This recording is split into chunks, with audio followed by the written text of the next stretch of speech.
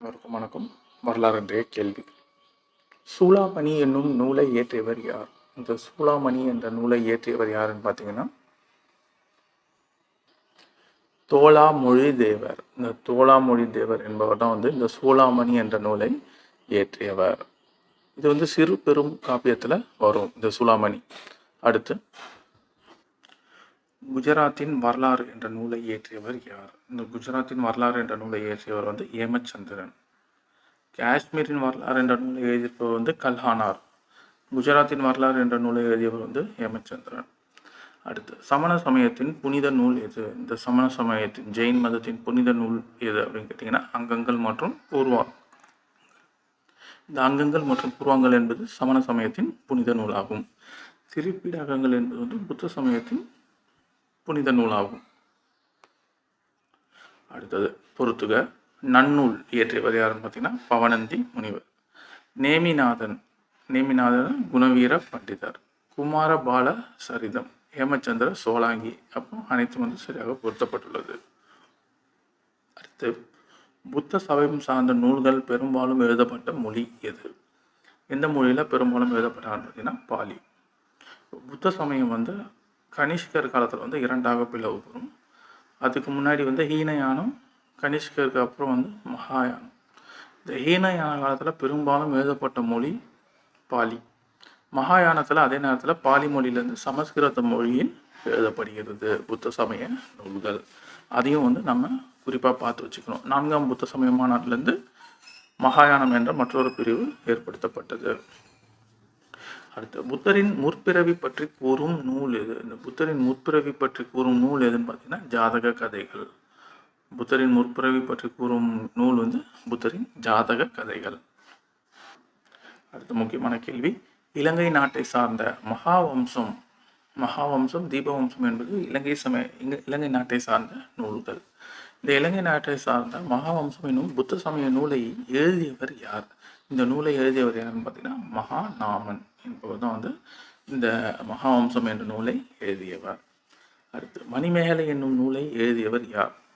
இந்த மணிமேகலை, சிலப்பதிகாரமும் மணிமேகலும் இரட்டை காப்பியங்கள் என்று அழைக்கப்படுகின்றன. அதில் மணிமேகலை என்ற நூலை எழுதியவர் சீத்தலை சாத்தனார். அதே நேரத்தில் இளங்கோவடிகள் எழுதியது சிலப்பதிகாரம். அடுத்து, வினய பீடகம், சுத்த பீடகம், அமிதம்ம பீடகம் என்பவற்றை உள்ளடக்கிய புத்த சமயத்தின் புனித நூல் எது? புத்த சமயத்தின் புனித நூல் எதுன்னு பார்த்தீங்கன்னா திரிபீடகங்கள். அதுதான் திரிபீடகங்கள் 3 பீடகங்களை உள்ளடக்கியது. ஒன்று வினயபீடம், சுத்த பீடம், அபிதம பீடம். அப்போ புத்த சமயத்தின் புனித நூல் திரிபீடகம்.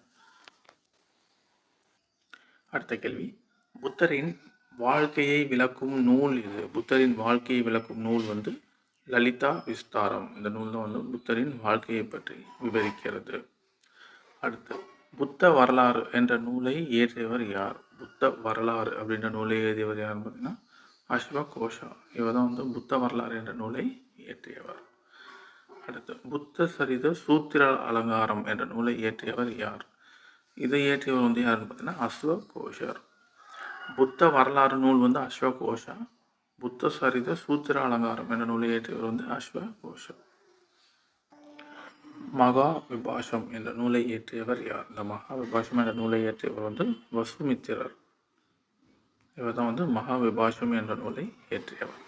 அடுத்து, மத்திய மிகா சூத்திரம் என்ற நூலை இயற்றியவர் யார் பார்த்தீங்கன்னா நாகார்ஜுனர்.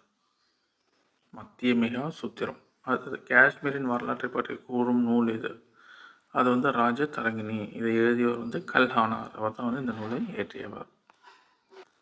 ராஜ தரங்கினி என்னும் நூலை இயற்றியவர் யார் பார்த்தீங்கன்னா கல்ஹனார். இவர் தான் இந்த ராஜ தரங்கினி என்ற நூலை இயற்றியவர். அடுத்து, மகாபாஷ்யம் என்ற நூலை இயற்றியவர் யார்? இந்த மகாபாஷ்யம் என்ற நூலை இயற்றியவர் பதஞ்சலி முனிவர். இவர் தான் மகாபாஷ்யம் என்ற நூலை இயற்றியவர். மகா விபாஷம் என்ற நூலை எழுதியவர் முன்னாடி சொல்லியிருக்கோம். அடுத்து, சுங்கர்கள் காலத்தில் காளிதாசர் எழுதிய நூல் இது? இந்தியாவின் ஷேக்ஸ்பியரான காளிதாசர் எழுதிய நூல் எதுன்னு பார்த்தீங்கன்னா சுங்கர் காலத்தில் மாளவிகா அக்னி மித்திரம். இது அக்னி மித்திரர் என்ற அரசரை பற்றி எழுதியிருக்கும். அதான் மாளவிகா அக்னி மித்திரம். கத சப்தசாயா என்ற நூலை எழுதியவர் யார்? இவர் ஒரு அரசர். கத சப்தசாயா என்ற நூலை எழுதியவர் சாதவாகன அரசர் ஹாலோ. என்பதுதான் வந்து இந்த கத சப்த சாயா என்ற நூலை இயற்றியவர். அடுத்து இந்திய ஐன்ஸ்டீன் என்று அறியப்பட்டவர் யாருன்னு பார்த்தீங்கன்னா நாகார்ஜுனர்.